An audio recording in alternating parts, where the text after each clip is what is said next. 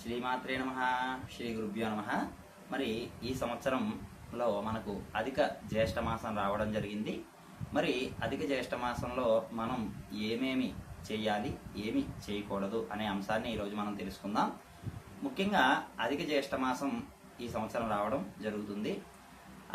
అంటే మాసాలలో అధిక మాసం అనేది రావడం జరుగుతుంది. సంవత్సరాల అనుగుణంగా అధిక మాసాలు అనేవి వస్తూ ఉంటాయి. అధిక ఆషాఢం రావచ్చు, అధిక జ్యేష్టం రావచ్చు, అధిక శ్రావణం ఇత్యాది మాసాలు కొన్ని మాసాలు రావడం అనేది జరుగుతుంది.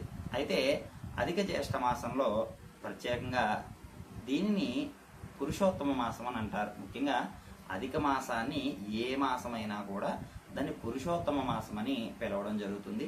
శ్రీ మహావిష్ణువుకు అదేవిధంగా పరమేశ్వరునికి కూడా చాలా ప్రీతిపాత్రమైన మాసంగా ఈ అధిక మాసాన్ని చెప్పడం జరుగుతుంది. మరి ముఖ్యంగా అధిక మాసంలో వివాహాది క్రతువులు అనేవి ఏమీ జరగవు, ముహూర్తాలు అనేవి ఏమీ ఉండవు. అధిక మాసంలో ముఖ్యంగా వివాహాది ముహూర్తాలు, గృహప్రవేశములు ఇత్యాది ముహూర్త బలాలు అనేవి పెట్టడం జరగదు. అలాంటి ముహూర్తాలు కూడా చేయడం అనేది జరగదు. మరి అధిక మాసంలో ఏ విధానాలు మనం ఆచరించుకోవాలి? అధిక మాసంలో దానానికి ఎక్కువ ప్రాధాన్యతనివ్వడం జరిగిందండి. అధిక మాసంలో మనం దానం చేయడం వల్ల అది రెట్టింపు ఫలితాన్ని ఇస్తుంది. అధికము అంటేనే ఎక్కువ, ఇక్కడ మీరు అందరూ గమనించుకోవాలి. ఈ అధిక మాసంలో ఈ దానం చేయడం వల్ల అది ఎక్కువ రెట్టింపు ఫలితాన్ని ఇవ్వడం అనేది జరుగుతుంది. ప్రతి ఒక్కరూ గుర్తుపెట్టుకోండి. ఇక మహావిష్ణువుని ఆరాధన చేసినట్లయితే రెట్టింపు ఫలితం రావడం అనేది జరుగుతుంది. విష్ణు సహస్రనామము, లలితా సహస్రనామము ఇత్యాది సహస్రనామాలతో భగవంతుని ఆరాధన చేసినట్లయితే మన తీరని కోరికలు కూడా తీర్చే అవకాశం ఈ అధిక మాసానికి ఉంది. ఎందుకు ఉంది? ఇది ముహూర్తంతో కూడింది కాదు కదా, కానీ ఎందుకు ఉంది అనే సందేహం ప్రతి ఒక్కరిలోనూ వస్తుంది. కానీ ఏంటంటే ఇక్కడ భగవంతునితో ఉన్న ఆరాధన చాలా విశేషమైంది. ఈ ముహూర్త బలం అదే లేదు కాబట్టే భగవంతునితో ఆరాధన అనేది మమేకం అవ్వడానికి ఇది చాలా ప్రత్యేకమైన మాసంగా చెప్పడం జరుగుతుంది. ముఖ్యంగా విష్ణువుని తులసితో ఆరాధన చేసినట్లయితే మన పూర్వజన్మ సుకృత పాపాలను కూడా తొలగిపోతాయని మనకు శాస్త్రాలు చెప్తున్నాయి. అంతేకాకుండా శివునకు కూడా ప్రత్యేకమైన అభిషేకములు చేసినట్లయితే ఈ అధిక మాసంలో మన అనుకున్న పనులన్నీ కూడా శీఘ్రముగా జరగడానికి ఆస్కారం అయితే ఉంటుంది. ఏదేమైనప్పటికీ కూడా ముక్తిని ప్రసాదించే మాసాలే అధిక మాసాలు. ముక్తిని మనకు ఏదైతే ఈ జీవి యొక్క కష్టతరాలను అన్నీ కూడా దాటుకుంటూ జీవన గమనం అయిన తర్వాత ఈ మార్గాన్ని నిర్దేశుకుని ముందుకు వెళ్ళేటప్పటికీ ఇక ఆఖరి క్షణం వచ్చేటప్పటికి మోక్షాన్ని కోరుకుంటారు ఎవరైనా కూడా.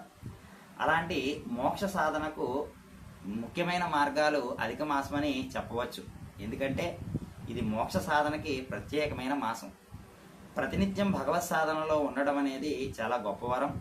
అధిక మాసంలో చేయడం వల్ల అది ఇంకా రెట్టింపు ఫలితాన్ని ఇవ్వడం అనేది జరుగుతుంది. కాబట్టి ముఖ్యంగా నదీ స్నానం కూడా చాలా విశేషమైనది. దానానికి కూడా ఎక్కువ ప్రాధాన్యతనివ్వడం జరిగిందండి. ఎందుకంటే అధిక మాసాలలో నదీ స్నానాలు ఆచరించవచ్చు. అంతేకాకుండా మన పెద్దల్ని తలుచుకుంటూ అదేవిధంగా పేదవారికి దానాన్ని చేసినట్లయితే అది రెట్టింపు ఫలితాన్ని ఇవ్వడం అనేది జరుగుతుంది. ఎందుకంటే ఇక్కడ ధర్మబద్ధమైన పనులు ఏదైనా కూడా అది రెట్టింపు ఫలితం ఇవ్వడానికి ఆస్కారం అయితే ఉంటుంది. కాబట్టి మోక్ష సాధన ధ్యేయంగా మనం ముందుకు సాగుతూ అధిక మాసాన్ని మనం ముందుకు తీసుకువెళ్తూ ఈ విధి విధానాలు ఆచరించుకోవచ్చు. మరి ప్రత్యేకమైన వ్రతాలు, నోములు అనేవి ఏమీ కూడా అధిక మాసంలో ఉండవు. భగవంతుని యొక్క ఆరాధన అనేదే చాలా ముఖ్యం.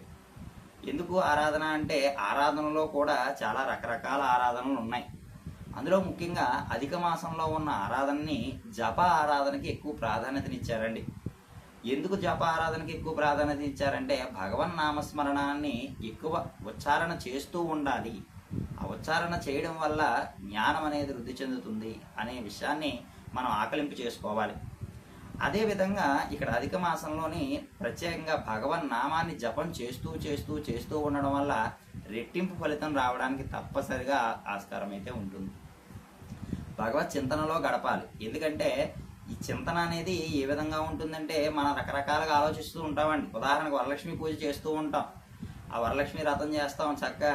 అమ్మకి 4 రకాలు 10 రకాల వంటలు వండుతూ ఉంటాము. ఓ పక్కన అటు తిరుగుతూ ఉంటాము, ఓ పక్కన ఇక్కడ కలసం పెడుతూ ఉంటాము, ఓ పక్కన అమ్మనికి కొబ్బరికాయ పెడతాము. ఇవన్నీ చేస్తూ చేస్తూ ఇటు తిరుగుతాం అటు తిరుగుతాం, ఇటు తిరుగుతాం అటు తిరుగుతాం, ఇలా తిరుగుతూ చేస్తూ ఉంటామండి.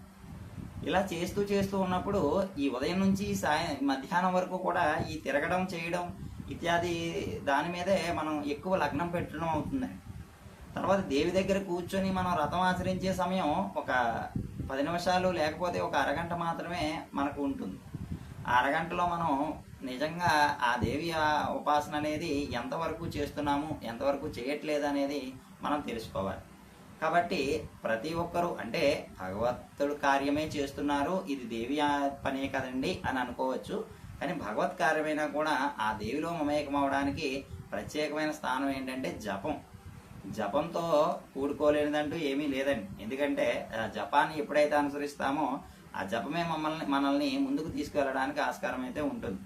దాని తర్వాత ప్రత్యేకమైన స్థానం దానానికి ఎక్కువ ప్రాధాన్యత ఇచ్చారు. ఎందుకంటే మనం దానం చెయ్యాలి. మన చేతితో దానం చేసినప్పుడు ఆ దాన ఫలితం అనేది మన పూర్వజన్మ సుకృతం అవనివ్వండి, ఈ జన్మ సుకృతం అవనివ్వండి, ఏదైనప్పటికీ కూడా అది ముందుకు తీసుకువెళ్ళడానికి ఆస్కారం అయితే ఉంటుంది. కాబట్టి ఆ దానము, అదేవిధంగా జపము, తపము, ఈ జపము అదేవిధంగా భగవంతుని యొక్క ధ్యానంలో గడపడం అనేది చాలా అంటే చాలా విశేషం.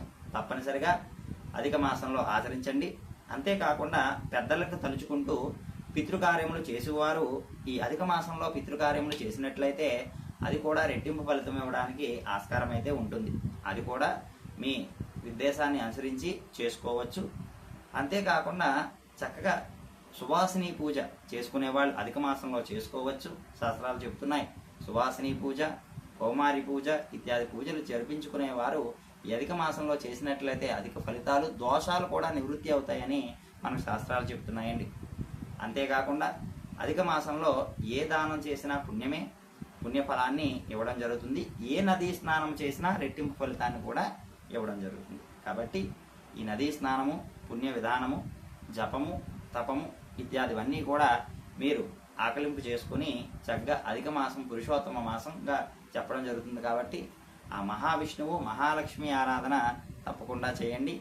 ఆరాధనలోనే ముఖ్యంగా మీకు ఆ దేవి దేవతల అనుగ్రహం తప్పకుండా కలుగుతుంది. శ్రీమాత్రే నమః. శ్రీ గురుభ్యో నమః.